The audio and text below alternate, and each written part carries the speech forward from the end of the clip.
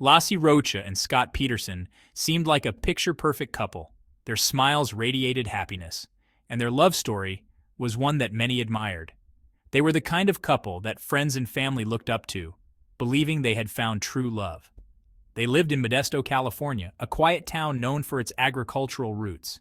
Modesto was a place where everyone knew each other, and the community was tight-knit. It was the perfect setting for Laci and Scott to build their life together. Laci, bubbly and energetic, worked as a substitute teacher. She had a natural ability to connect with her students, making learning fun and engaging. Her colleagues admired her dedication and passion for teaching. She loved to garden and dreamt of starting a family. Her garden was her sanctuary, a place where she could escape and nurture life. She often spent hours tending to her plants, finding peace and joy in watching them grow. Scott, handsome and charming, was a fertilizer salesman. His job required him to travel frequently, but he always made time for Laci. His charm and charisma made him successful in his career, and he was well liked by his clients. They married in 1997, their future bright with promise. Their wedding was a beautiful celebration of their love, attended by friends and family who wished them a lifetime of happiness. In 2002, Laci and Scott announced they were expecting their first child, a boy they planned to name Connor. The news was a dream come true for Laci, who had always wanted to be a mother. The news filled their families with joy. Grandparents-to-be were over the moon, eagerly anticipating the arrival of their first grandchild. The entire family rallied around Laci and Scott, offering support and love. Laci was thrilled to be a mother, her excitement contagious. She often shared her joy with friends who couldn't help but be happy for her. Her laughter and enthusiasm were infectious, making everyone around her smile. She meticulously decorated the nursery, her love for her unborn child evident in every detail. From the carefully chosen crib to the adorable baby clothes, Laci's attention to detail showed just how much she cared. Friends and family eagerly awaited the arrival of baby Connor, their lives intertwined with the young couple's happiness. Baby showers and gatherings were filled with laughter and anticipation, as everyone looked forward to meeting the newest member of the family. The Petersons embraced their new chapter with enthusiasm. They attended prenatal classes together, learning everything they could about parenthood. Their shared excitement brought them even closer as they prepared for the arrival of their son. They attended prenatal classes, shopped for baby clothes, and shared their anticipation with everyone around them. Their journey to parenthood was a shared adventure, filled with moments of joy and discovery. Laci, always the planner, organized a gender reveal party, her face radiant as she learned she was having a son. The party was a joyous occasion, filled with laughter and celebration as friends and family gathered to share in the moment. Her pregnancy progressed smoothly, and she often spoke about how much she was looking forward to motherhood. She shared her hopes and dreams for her son, imagining the wonderful life they would have together. This seemingly idyllic life, however, masked a darker reality. Beneath the surface, there were secrets and lies that threatened to unravel everything they had built. Behind the smiles and public displays of affection, cracks began to appear in the Petersons' marriage. Arguments and tension became more frequent, and the once happy couple struggled to maintain their facade. Scott's infidelity, a secret he desperately tried to conceal, would soon unravel their carefully constructed facade and plunge their lives into a nightmare. The truth, once revealed, would shatter the illusion of their perfect life and leave a trail of heartbreak and tragedy. Christmas Eve, 2002 dawned bright and clear in Modesto. The sun rose over the quiet residential neighborhoods, casting a warm glow on the homes decorated with festive lights and ornaments. It was a picture-perfect morning, the kind that fills hearts with joy and anticipation for the day ahead. Families gathered around their Christmas trees, gifts were exchanged, and the air buzzed with holiday cheer. Children laughed as they tore open presents, and parents smiled, capturing these precious moments on camera. The spirit of Christmas was alive and well in Modesto, with homes filled with love, laughter, and the aroma of holiday feasts being prepared. But for the Rocha family, a sense of dread began to creep in as the hours ticked by with no word from Laci. The festive atmosphere in their home was overshadowed by growing concern. They watched the clock anxiously, each passing minute amplifying their worry. Calls to her phone went unanswered, and the silence was deafening. She had been out walking the family dog, a golden retriever named Mackenzie, earlier that morning, but had not returned. Mackenzie was found wandering alone, leash still attached, a sight that sent chills down their spines. The family knew Laci would never leave Mackenzie unattended, especially not on a day like this. As the afternoon wore on and Laci remained missing, concern turned to alarm. The Rocha family began to fear the worst. They gathered together, discussing possible scenarios, but none made sense. Laci was responsible and caring, especially with her baby due in just a few weeks. Her family knew something was terribly wrong. The worry etched on their faces was unmistakable. They couldn't shake the feeling that Laci was in danger. The thought of her being out there, alone and possibly hurt, was unbearable. Laci, 8 months pregnant and deeply devoted to her unborn child, would never willingly leave home, especially not on Christmas Eve. She had been eagerly preparing for the arrival of her baby, decorating the nursery and attending prenatal classes. Her excitement was palpable, and she often spoke of her dreams for her growing family.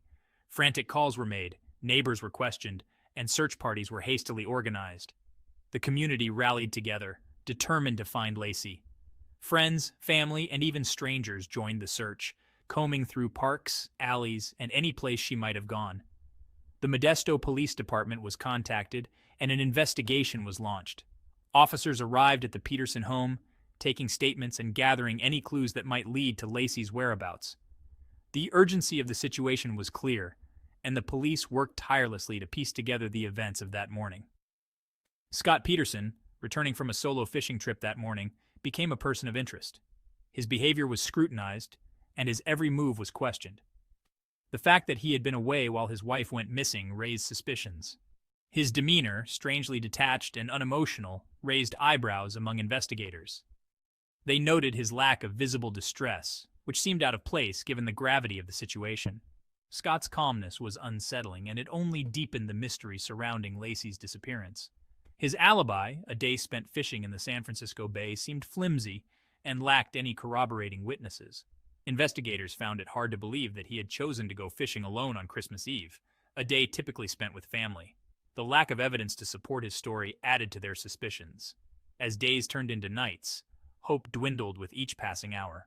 The once bright and cheerful holiday season was now overshadowed by fear and uncertainty. The Rocha family clung to the hope that Laci would be found safe, but as time went on, that hope began to fade. The search for Laci Peterson intensified, drawing national media attention. News trucks lined the streets, and reporters delivered live updates, turning the quiet neighborhood into a media circus. The case captured the nation's attention, and people from all over followed the developments closely.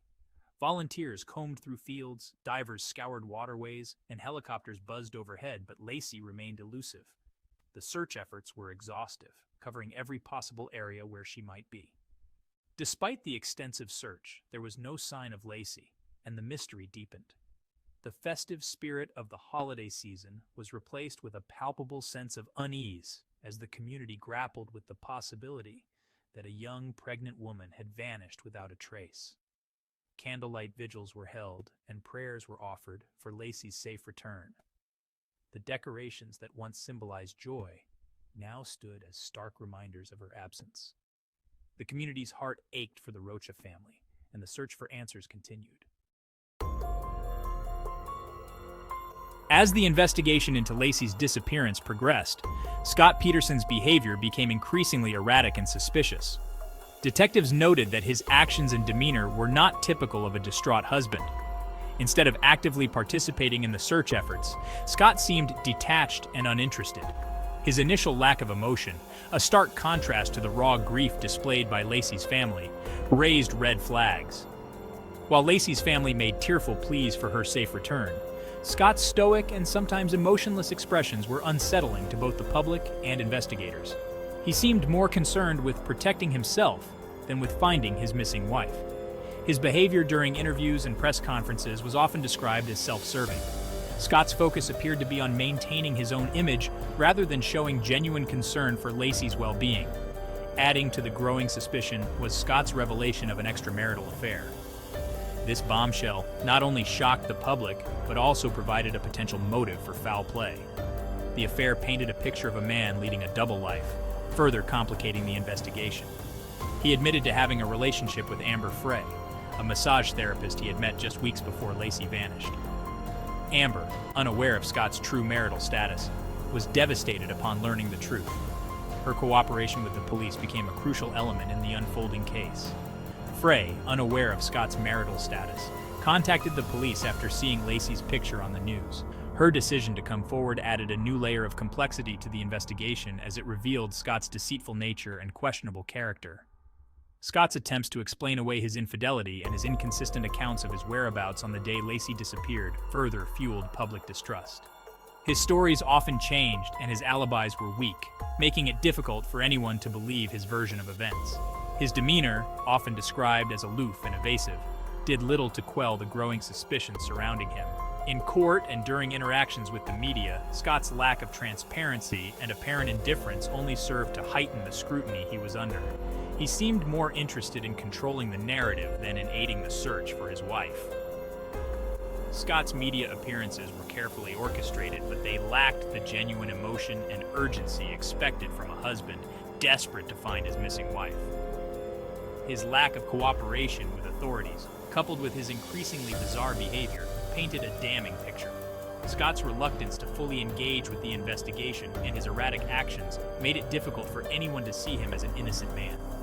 Scott sold Laci's car, explored selling their house, and was even caught on camera flirting with women at a candlelight vigil held in Laci's honor.